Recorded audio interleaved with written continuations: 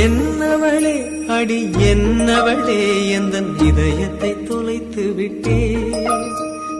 எந்த இடம் அது தொலைந்த இடம், அந்த இடத்தையும் மறந்து விட்டே.